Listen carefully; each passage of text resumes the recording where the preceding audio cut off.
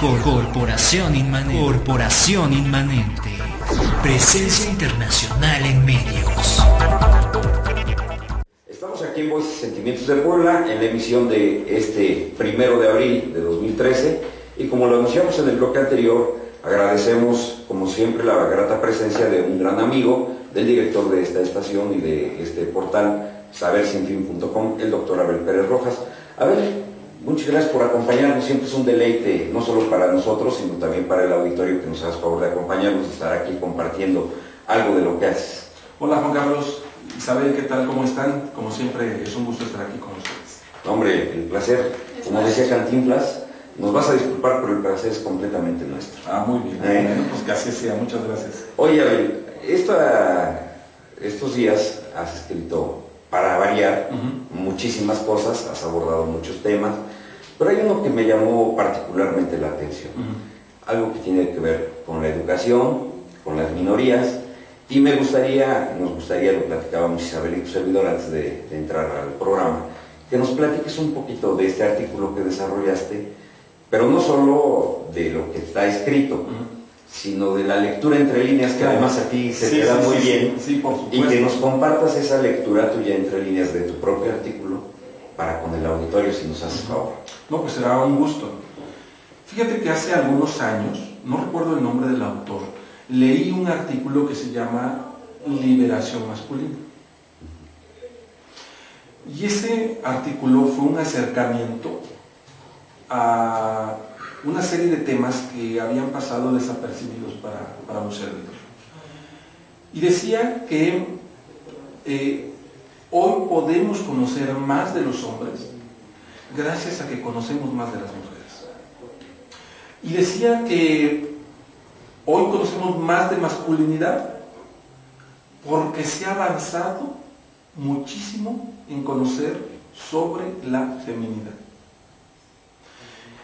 Y entonces lanzaba una pregunta y decía, ¿cuántos estudios conocen de masculinidad y cuántos estudios conocen sobre las mujeres y sobre la feminidad? Casi todos los estudios que se han hecho en materia de género tienen que ver justamente con las mujeres, ¿no? Casi todos. Poco con y decía, los hoy, masculinos. En contraparte, conocemos más de los hombres, o los hombres deberíamos estar agradecidos, gracias a que las mujeres se han empecinado en conocer más de las mujeres. Y luego leí una serie de ejemplos ahí que me llamaban la atención y decía que habría que también ir matizando todo esto. Y ponía un ejemplo, decía que una mujer blanca pensaba y actuaba como mujer blanca, y en contraste, una mujer de color, una mujer negra, era precisamente el señalamiento que le hacía a una mujer blanca. Piensas, actúas como mujer blanca, y es algo muy parecido a cómo actúan y piensan y sienten los hombres, a que piensan, actúan y sienten como hombres, y en consecuencia se pierden de sentir y pensar como pensamos y sentimos el resto de la población. En lo que he escrito ayer tiene que ver con las minorías, que por supuesto en el caso de las mujeres no es una minoría a la que estamos refiriendo, sino en países como los nuestros, inclusive es una mayoría de la población, que estamos hablando por ahí de casi el 52% de la población. Así es, en algunos estados casi el 55%, claro. ¿No? Varía. Y aquí hay dos elementos importantes, que es la magnitud de la población, o sea, el porcentaje de la población, y por otro lado, las relaciones de poder que se establecen entre determinados grupos. Entonces, he escrito un artículo que se llama Educar con el valor de las minorías, pero no solamente refiriéndose a las minorías, hablando poblacionalmente, sino refiriéndome a los sectores de la población que han estado en inequidad de relaciones. Es decir, que por su condición están marginados, no tienen acceso a procesos legales equitativos, no tienen acceso a servicios de salud, no pueden externar o expresar a plenitud sus emociones y su forma de ser, y que las mayorías en este malentendido concepto de democracia entendido como el gobierno del pueblo, pero de la mayoría del pueblo, nos lleva a cometer atrocidades contra las llamadas o identificadas como minorías de la población. Y empecé con una frase que escribí, que dice: las minorías vivifican, o sea, dan vida, las minorías vivifican lo que la ceguera de las mayorías arrasa. Y es que en el mundo, y obviamente en nuestro país, estamos viviendo discriminación por situación de sexo, por situación de preferencia sexual, por posición económica, por condición física, por creencia religiosa y también por distintas posturas ideológicas que las personas adoptan. Claro, lamentablemente es muy frecuente, como lo platica Abel, darnos cuenta en el día a día de esta imposición mayoritaria, no solo, como decías hace rato, no solo en cuanto a una malentendida democracia. En muchos otros aspectos te das cuenta que la mayoría se impone muchas veces y digamos que logra acallar muchas veces las voces de esas minorías que también tienen algo que decir y que también tienen mucho que hacer. Creo que ese es el sentido de tu artículo, por lo que nos estás platicando ahorita, y vale mucho la pena analizarlo porque, insisto, todos tenemos algo que hacer, todos tenemos algo que aportar. Pocas veces hay algún artículo, algún análisis, pues además de alguien, como en tu caso, que ya tiene una reconocida autoridad en el tema y en la materia, que nos clarifique qué es lo que está pasando, pero sobre todo también qué es lo que podemos hacer para mejorar estas condiciones. Claro. ¿No? Porque pues, los grupos mayoritarios o minoritarios somos parte finalmente de un gran todo, del Estado, del municipio, del país y del mundo.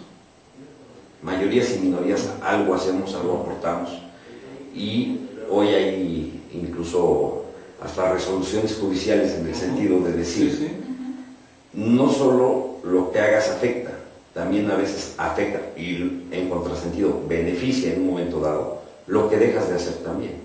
Entonces creo que esto nos da una perspectiva por demás interesante para lo que tú abordas en este artículo, Abel, y que bueno, me gustaría que nos lo sigas platicando, pero rescatar esta frase con la que inicia el artículo. A mí me gusta mucho, por eso me distraje hace ratito en la computadora.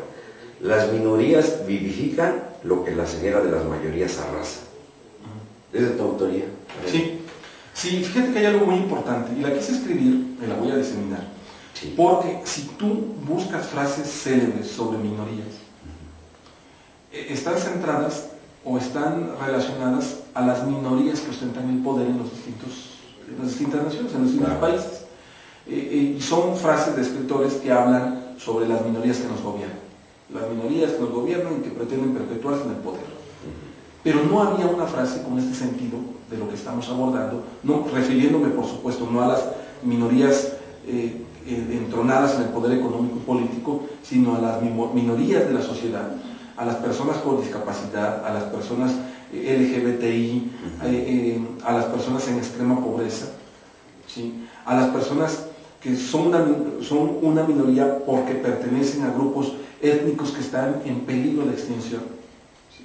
A pueblos que están en la sierra de Chihuahua, por ejemplo, y que están amenazadas por el frío, por el extremo calor o por la sequía, y que es de difícil acceso para hacerles llegar medicamentos, alimentos, en fin. A eso es a lo que me estoy refiriendo. Y fíjate que precisamente este planteamiento nos lleva a decir, bueno, ¿qué es la normalidad? ¿Quién es normal?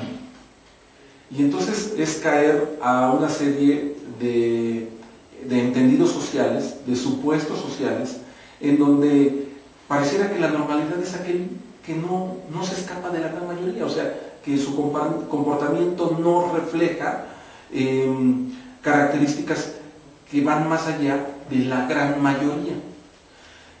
Voy a poner un ejemplo. Las personas con discapacidad se calcula que en nuestro país son alrededor del 10% de la población.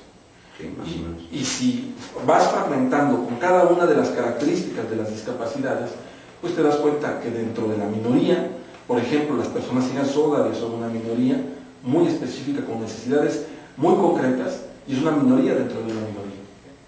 ¿Sí?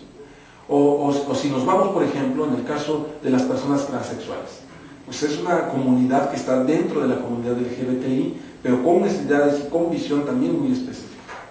Y así podríamos ir hablando de particularidades, de lenguas que se están extraviendo hoy específicamente, que tienen una visión del mundo y que en el momento que está en riesgo de extinción, estos grupos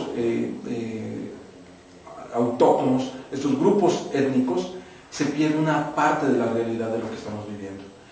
Pero si nosotros frecuentemente ni siquiera sabemos que existen, pues nos estamos privando de esas visiones con las cuales ellos han resuelto la realidad mundial, o sea, la realidad de su entorno, la realidad universal. Entonces de lo que estamos hablando es que, por eso digo, que la mayoría en esta visión unicultural arrasa con la visión y la riqueza de las minorías entendidas, ¿sí?, como esos grupos que se están en muchos casos resistiendo a morir.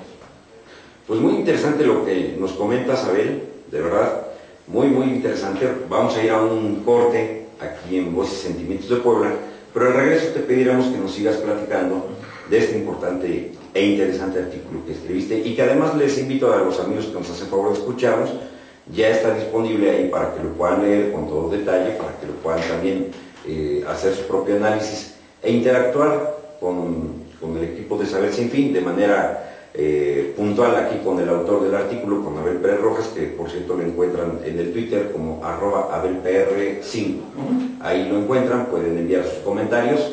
Y regresando del corte, seguimos platicando de Educar con el valor de las minorías, un artículo de Abel Pérez Rojas que ya está disponible en sabersinfin.com. Vamos al corte. Corporación Inmanente. Presencia local en medios.